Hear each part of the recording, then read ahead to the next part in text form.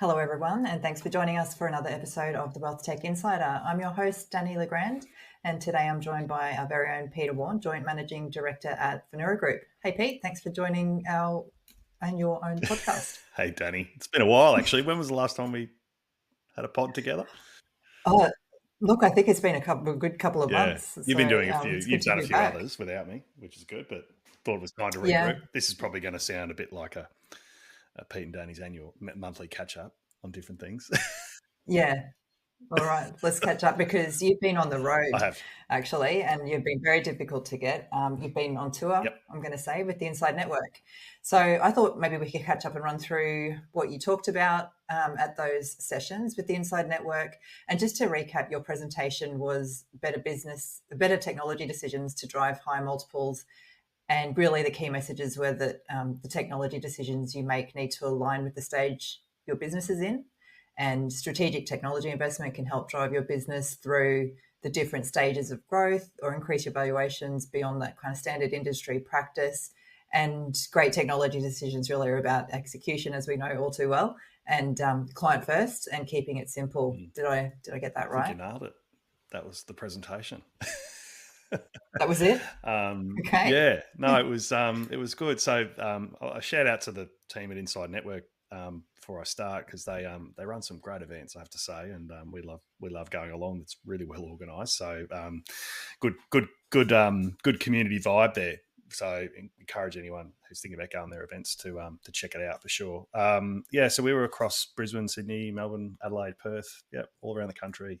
But regardless of where the advisors are, the challenges are all the same, right, with this stuff. And I think there was certainly a predominance of self-licensed businesses in the group, who, as we know, are not only you're a business owner, but you're running your own licensee effectively. So you've got just so many hats you have to wear as a business owner. So I think once you get people thinking about tech, it sort of raises a number of other broader issues often in their business. And I sort of tried to think about it a bit more as a like an investor or an owner of a financial planning business from a tech perspective. And you're good at this, Danny. Like when we do recommendations for clients, you often sort of try to put it in a framework that a business owner could understand about. Well, hey, if we're going to spend money on tech, what's the return on investment? How do we? What does it actually look like practically? And so what I sort of tried to pick up on a theme which I think we've observed with a lot of our clients at Finura, where they're now they've made that transition from being a small financial planning business with maybe a couple of advisors and a couple of support staff to becoming like mini companies in certain respects, where they've now got, let's say, 30 employees, and complexities crept in. And my yardstick for these businesses often is when you're on the cusp of thinking about, do I need a full-time HR person or whatever? Have you now got complexity, with people? And contrary to an industry narrative around that, there's never been a better time to be a financial advisor because of the advice supply gap. I think quite a few of these businesses are doing it a bit tough at the moment from a profitability perspective, because the more complexity you have, the more people you have, and now in a inflationary environment, which we're now 18 months into an inflationary environment, we've got this pressure on business costs that we just haven't had maybe historically. And so the session really, when I started talking with that language, so I must admit, I didn't start talking about tech until halfway into my session, but it was about context setting. And we've now got this environment where we've got inflation driving up wages. So, it's 2 months to the end of the financial year. I'd be pretty surprised if most employees of advice business aren't expecting at least a 5% pay rise this year. 7 seems to be the number. I think software costs are going to go up a lot, Danny. What's your read on that at the moment? They're going to keep going up? Yeah, I think so. And I'd also wondered too, you said at the Inside Network, a lot of participants in that workshop were self-licensed. So if you're moving from a licensee model into a self-license model, you've sort of been under the shield and the umbrella of the licensee, potentially when it comes to technology costs. So now you're having to absorb and sort of, I guess, pay attention to the technology costs when you go self-license. You may not have necessarily really been doing that before. It was wrapped up in the licensee fees and all that sort of stuff. So it's become a lot more obvious, I think, the tech spend. Yeah. There's a bit of bill shock, isn't there? Because we often talk to businesses when they already have their license and now they're looking at the tech, or they're sort of doing it all at the same time. It's actually a common one. And it's not so much as the software licensing, it's the support and the infrastructure, the support, just configuration and support, I should say, which is what surprises people, which was done by a licensee typically or someone else. And you're right, it's often under budgeted massively as well. And so we did talk about that at the session, where as a percentage of operational costs, Australian businesses still spend quite low relative to what we see from some of our clients in the US and the UK. So it's about 8% here in Australia, where in the US it's about 15 to 20. So we do seem to still have a relative underinvestment in technology in this space. And so, in the session, what we were really talking about is sort of two things. One is that as you grow the size of your business, just accept that your investment in tech will continue to grow proportionally, if not disproportionately, around that, which changes all the capability and the people you need to bring in. But the second thing is the mindset that my sense is there is still a feeling around software that we need to go for the cheapest. Where's the best discount? How do I minimize this expense as much as possible? Where it's pretty counterintuitive to every other industry that you talk to. Even the accountants have felt far down this path. They're like, you know what, if we get great tech bang for buck in terms of invest in tech properly, we'll massively scale our business. It'll dramatically improve our business. I still feel there's a mindset issue, Danni, in some of this stuff, to be honest, as well. It's interesting, isn't it? When we do our tech projects with our clients, one of the things we do put a lot of focus in is on the return on investment stuff. So we dig deep into how much time the team members are spending in certain areas of the business, the client service teams, the power planning teams, advice production, implementation, all that sort of stuff across the board. Even reporting, lots of businesses are spending hours and hours, which adds up to days and weeks if you look at it in an annual kind of way. And I think just sort of when you start to look at how technology can reduce the time taken to do quite a lot of those jobs, and where those efficiencies can come in, it really is worth the spend, right? I think we're quite binary the way that we look at the spend. It's just, this is a tech spend, ouch, not this is a tech spend and this is the benefits we're going to see. And you don't always see that the first year, right? We project it out as well over several years. And sometimes we don't see that investment kind of making a positive return for a good few years, while the tech changes are slowly being embedded into the business and that sort of thing. Yeah. I mean, I think, and advisors talk to their clients about having a long-term perspective and knowing that returns can take time to wash through. And I think tech spends is the same. And I guess, but some of the messages seem to really resonate in every audience. And it was really around particularly those businesses I spoke about before who seem to be doing it tougher, certainly the ones that have, they've probably got 5 or 6 advisors now, but they might have 20 or 30 staff in their business. So they've got this rising non-revenue generating employee cost is the big one. Excuse me. And even some of these businesses that are probably outsourced to an extent to offshoring, that's not necessarily getting them where they thought it would either, because actually offshoring costs will probably go up quite a lot too. Inflation's quite high in those countries. Someone actually, I was at a board meeting the other day, and we found out that our offshore accountants now expect to be paid $60,000 a year Australian. So these are Philippines-based accountants. Well, I was like, Jesus, we'd probably be better off just staying local if that's how expensive it's going to be. Those things are going to come up. But the real problem for the business owners, I think, in this space is they're working harder than ever to generate a lower profit probably than what they were dollar for dollar when they were a small business, and so I think this might just be a symptom of being in an inflationary environment, that it starts making people are starting to question now, do we want to be this big do we need to simplify potentially? And I'm hearing more and more stories of businesses now selling off their lending arms or selling off their accounting businesses or getting rid of complexity and scaling back to sort of say, you know what, we want to be a bit leaner and meaner. And so I think, it was a really interesting moment. It wasn't much about what we didn't talk about. We talked about tech at the end, but it was very much it seemed to resonate. And the feedback I was getting and the nodding of heads tells me that I think we have a bit of a profitability crisis emerging across the mid-sized financial planning businesses in Australia. Yeah.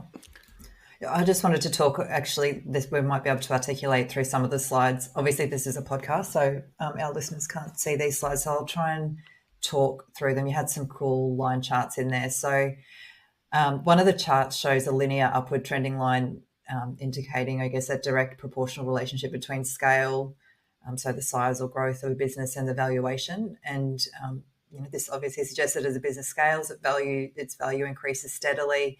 And the second one displayed a curve that dips down before rising, so forming that U shape, or the valley of death. The initial dip maybe represents a period of where a business is investing heavily without seeing those proportional returns in value. And as the scale increases further, the business overcomes those initial challenges and begins to see that rapid growth and valuation. So this is sort of what you're talking about, right? I think that just by simply adding advisors and people and all the infrastructure around it, that profitability and valuation, more importantly, does not go up. So, from a investor in this space, I really see that in some cases, smaller financial planning businesses will actually get higher multiples because they're easier to acquire. You can absorb them into a bigger company easier. Where if you're a mid-sized financial planning business, you may find that your multiple valuation, so the multiple of EBIT that your business trades at, will probably be lower because you're harder to acquire. If you're going to go with another business, it's probably more of a merger than an acquisition, and you tend to spend 3 or 4 years figuring it all out on the other side. And so I think the big question really was, well, how do you avoid that? How do you avoid that, valley of death where you allow all this complexity and growth in and do that? And the simple answer from my perspective is that, it's really, really hard to find great advisors. So, the secret sauce is going to have to be at some point where we start really pushing the accepted number or average number of clients or households that per advisor that we service. So in Australia, we seem to be 120 households per advisor. In the US, it's about 180. We just got to service more households per advisor in these businesses, frankly. We've got to grow the revenue per advisor substantially to do that. And what we can't afford to do is just put huge teams behind it to do that. We need to use tech in clever ways without diluting the personalization of the service model, but use tech to basically amplify the advisor's time. Yeah, it has to be the way. Agreed. It's interesting when you talk about the mergers and acquisitions, and we have quite a few of our clients going through this process at the moment as part of their strategic direction moving forward to acquire. And that, it does cause quite a lot of havoc, and it wreaks quite a lot of havoc when that sort of initial transaction has taken place. And then you have two businesses potentially that are trying to merge. And especially, from a technology perspective, that's quite difficult, right? Because business A might have a certain type of clients that they're dealing with. Business B might have a completely set of different client value propositions. So how do we actually get that? Are we going to actually merge that entire process, or are we going to run separate instances of the businesses moving forward, especially from a tech perspective? That's sort of where that real pain happens in an acquisition, and the valley of death at the bottom of that curve there. And a lot of these businesses, the business being acquired often thinks they're being merged, not acquired. So there's often resistance to change and all. And I'm sure everyone's got experience with this. But I think, but the really important thing was that, I did have a few questions from the audience about that. And I said, well, I think business owners just have to be really realistic and honest with themselves about, well, what is the next 5 years look like? And so we ask this for our clients a lot more now, and we don't hear about, well, what are you doing the next 5 years? And are you selling the business? Is the goal to sell the business the next 5 years? And surprising, a lot of people say, yeah, it actually is. I want an exit. So well, then we go, oh, that's a really important data point. So let's make some tech decisions which are in service of that. And also let's decide not to do some things which are in service of that. And so the things that we wouldn't do, if that's a scenario, is that we wouldn't be recommending a really bespoke, highly configured, difficult to work out set of technologies for a business that's going to be acquired in the next 5 years, because the chances are whoever's acquiring it isn't going to see any value in it, isn't going to understand it, and is going to probably get people like us to come in and strip it all out anyway down the track. So I think you've just got to be of that mindset that, that the tech is just in service of the business strategy to an extent. And so when we think about things like, I don't know, Danny, CRMs, for example, well, he's going and spending millions of bucks over the next 5 years on a amazing CRM that's going to do all these wonderful things for us, a good use of capital, when in actual fact there's a chance that we're going to sell the business in 7 years' time. And, that's a pretty big opportunity cost from my perspective. Or are we better off making tech decisions which are going to just increase the number of clients we serve, drive more revenue, make our clients stick with us longer? They seem to be the things that be the better bet for me. Yeah. Yeah. And I guess it's probably fair to say rarely do we see businesses, and quite often this is where we get called in, right? They've invested millions potentially in a solution, in a very complex solution in terms of a CRM, and it hasn't actually reaped any of the benefits, because to maintain a CRM like that, to configure a CRM and to customize it to your business processes, that's a lot of money. You're looking at hundreds of thousands of dollars a year really to stand up a big industrial solution like that. And I would probably argue we don't necessarily, our businesses aren't that big in advice to sort of justify having a solution that is that industrialized. Yeah, I shared some sort of insights on.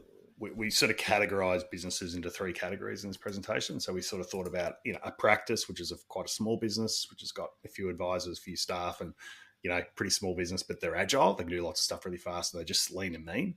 There was these firms, we call them, who are probably now creeping into being multidisciplinary, 30 or 50 staff, thing. And then we thought about enterprises, which are much larger national advice businesses. And to be honest with you, there's probably only a handful in Australia that are probably true enterprise grade advice businesses with 50 to 100 advisors, all employees, formal independent boards, private equity usually, or some balance sheet behind them, no majority shareholders, so they tend to have lots of small shareholders, and these are the sort of businesses that'll have dedicated CTO, dedicated internal tech teams, and all sorts of things. You've probably got to be at a scale where your revenue's around the 50 million mark, frankly, before you start thinking about all those things.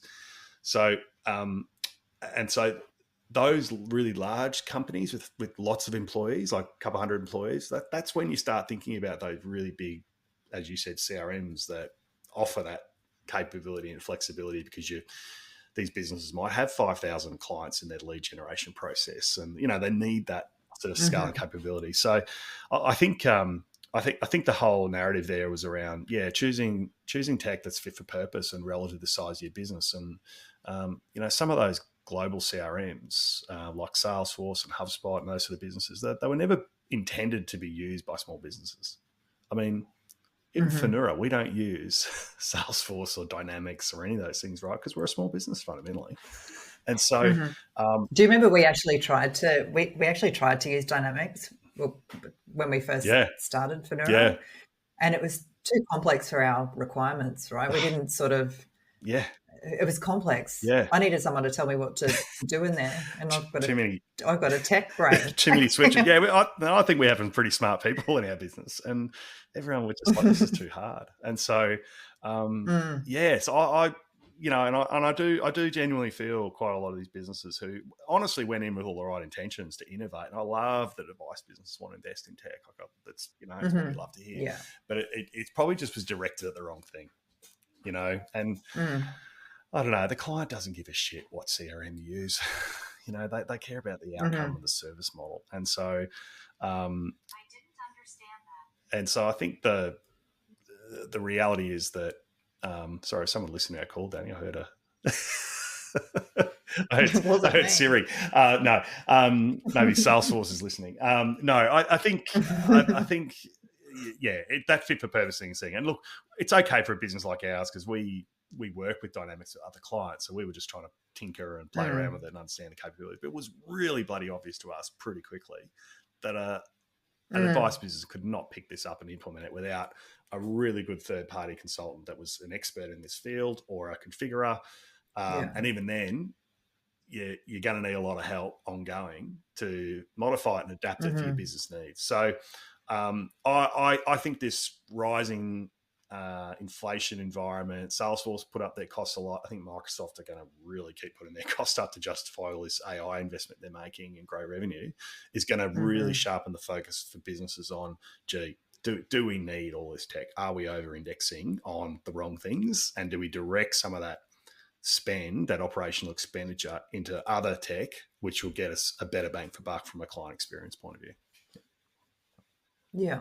And, I think as always, we do like to keep it simple for a few reasons. Probably one of the main ones is the change management that has to take place when you're making these technology changes in a business. That's probably the biggest hurdle that we always come across, and that we sort of help massage that change into a business. So in terms of coming up with a North Star, we always just ask these two questions: will it improve my client experience? Yes or no? And will it make my business more efficient? And I think that's probably a good way to get your North Star for your business, and then sort of work backwards from there in terms of choosing the technology that's going to help. And quite often, we do have specialized advice tools here.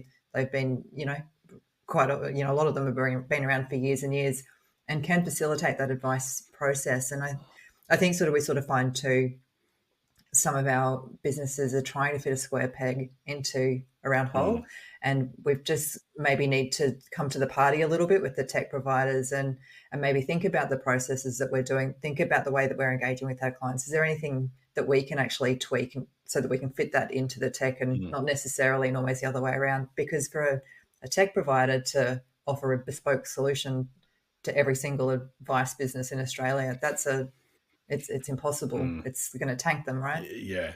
So sooner or later, compromise has to be made around process versus standardization, or customization versus standardization. And again, that litmus test you mentioned is a good one, because I don't think the client really cares about a lot of things that we talk about as a business. So, and the other thing too we're finding is that the more complexity in your tech, the more systems that you integrate and all those things, that the harder it is to change things, the messier the data gets. There tends to be a direct relationship between the number of tech tools people use and how crap their data is, generally speaking. And also sets you up poorly because let's not forget, there is some pretty amazing innovation coming down the pipe, which we're still very early in the days of how AI is going to really impact software in the future. But I do feel that there's some obvious signs to me that AI in the next 5 years probably will really change how we interact with software, and what software does with it. And I think it will really change how CRMs operate potentially. So it just feels to me that making huge technology bets at the moment, like I'm ripping out CRM 1 to replace CRM 2, we're going to spend 2 years doing it and replace it, maybe a little bit jumping the gun when there's actually, I think, a lot to play out still. And again, just those simple litmus tests around it. Unless we literally have tens of thousands of clients and hundreds of employees, do we need something that a Fortune 500 company would use to run its business? Probably not. No. And so I just think that back to basics message is starting to cut through, and it certainly it did certainly cut through on the little roadshow I did, where I think a lot of these businesses have probably just got the battle scars now to realise that's not going to get them where they want to get to, and they don't want to be tech companies. They don't want to sign up for this stuff, and there's nothing worse actually than buying a bit of software and then realising you've got to spend 3 times the annual licensing on configuring and supporting it. And those big CRMs, if we stuck with Dynamics, we were probably going to have to get a full-time, some sort of consultant to come in and help us all the time managing it, which would have been expensive, right? Yeah. Yeah. And we would, and probably those ongoing training requirements too. Do we want to invest in the client experience, as do advice businesses, and that's where we should be investing our time. We don't want to be focusing too much time, or the majority of our time, in technology and learning how to use technology that's perhaps too complicated for what it is we need. I think so. And I think we've also sort of been talking to our clients, Danny, haven't we, about maybe rather than sort of having a very much we tend to have a CRM first mindset with technology decision making in businesses. What's my CRM? And then I'll decide, maybe let's have a client, I know it's cliched, but have a client experience mindset first. What's the very best client experience that we want to give, and build the tech to support that. And if you do that, you might find you need a lot less than what you thought you did around these things. Yeah, that's such a good way to look at it. Even just to do the mental exercise. So we do it now, Danny, don't we? We sort of say, well, if we got all our clients off email, we use the client portal, and all our clients were using that client portal, and they're booking all their appointments online, and every way we interacted with them changed. Would that change the way we use our CRM? The answer is yes, massively. I reckon it also changes how businesses organise themselves internally. So a lot of our clients are now debating these pod structures they create in their practices, and there's a lot of internal, and we're not all design experts, but I think it's not a bad idea to throw that in the mix of things to think about. Is if we're going to really go for a client first and a simplicity mindset, would that change how we organise our businesses as well? Yeah, I love it. Excellent. So I think it was, so look, it was it's often not till you have these ideas in your head and you start sharing them, and you see all the heads nodding and people come up to you and go, gee, that's us. Gee, quite a few people mentioned to me privately that their margins have halved in the last 3 years. And that's just really obvious to me, that it's revenues flat, expenses are creeping up, everyone's expenses are creeping up. And so these things, and I think it's quite healthy as an industry to talk about that, where I do believe there's always this narrative driven by product manufacturers usually that, it's never been a better time to be an advisor. Everyone wants advice. And it's like, there's actually a lot of businesses out there that are struggling a bit. So I think our small role, we're not business coaches. There's great people. We partner with lots of great business coaches that are really good at this stuff, who can address that revenue issue and the profitability stuff. But our small role to play, I feel, is saying to businesses, well, let's simplify the tech. Let's really simplify what we're doing here, and play our small part in terms of improving profitability. Yeah. Yeah, absolutely. Excellent. All right. Well, thank you for that. So my key takeaways really from this is to, from a tech perspective, maybe look to what you have already in your tech stack. I guess we need to be wary of the tech dazzle, and the shiny new toys that are coming into market. I think it's really great. Again, from an innovation perspective, we do want these new technology solutions, but we just need to be careful to not jump ship, as you say, and maybe jump from the frying pan into the fire if we're not necessarily understanding how those tools are going to fit into the advice journey, I guess.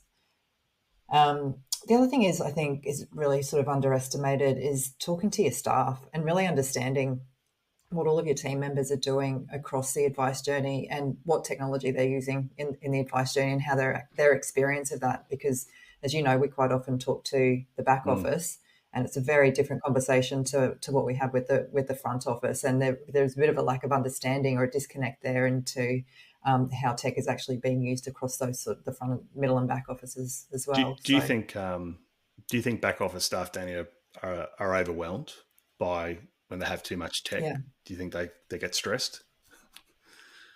Yeah, I think so, because you've got to think they also have to, they're the ones who are probably going to have to be training new staff and new team members that come on board. And I think the overwhelm is there too. You get a new team member on board and you're training them in, a bunch of different processes and a bunch of different Excel spreadsheets. And, you do something on the Excel spreadsheet, but you do this in your CRM, and then you move over to, Microsoft Planner or Monday or something like that to run a different workflow. Literally, these are the sort of things that are happening in the back office. And I think, these obviously all of our clients are dynamic and tech savvy for the most part. And, they're trying to find these solutions that are going to help them and take the pain away on a day-to-day basis. But that doesn't sort of necessarily line up with a strategic approach for a business overall when it comes to technology.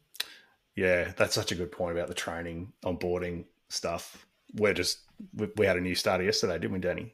Helena. And, fortunately, she doesn't have to learn too many new tools, right? That's probably figuring out Copilot's probably a big one for her to get ahead up the curve. But if we had to, if she had to learn how to use Microsoft Dynamics, I think it'd be a longer training curve for her, right? So, that's a really good example. And I just, my thing just to reinforce is this whole message of simplicity. I've read a book now for the fourth time. I very rarely have I ever read a book 4 times in a row, but I'm a bit obsessed with it. So it's a book called Insanely Simple by a chap called Ken Segal.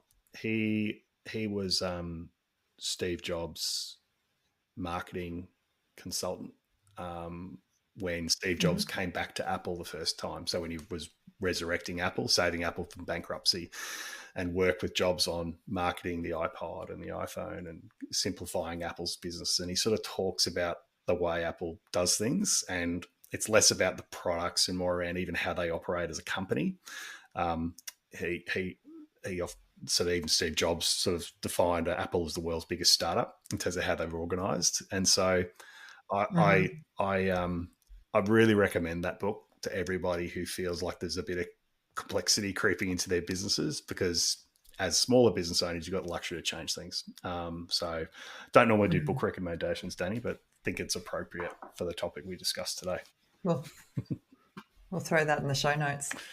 Awesome. All right. Well, thank you, Pete. That was super insightful. And thank you, Inside Network, for having you along as well for some really great thought-provoking sessions. Thank you for listening to another episode of the WealthTech Insider. If you haven't already, you can go to our website and do the Finura Technology Health Check to get an idea of how your business is tracking and where you could potentially make some improvements there. And we look forward to seeing you next time.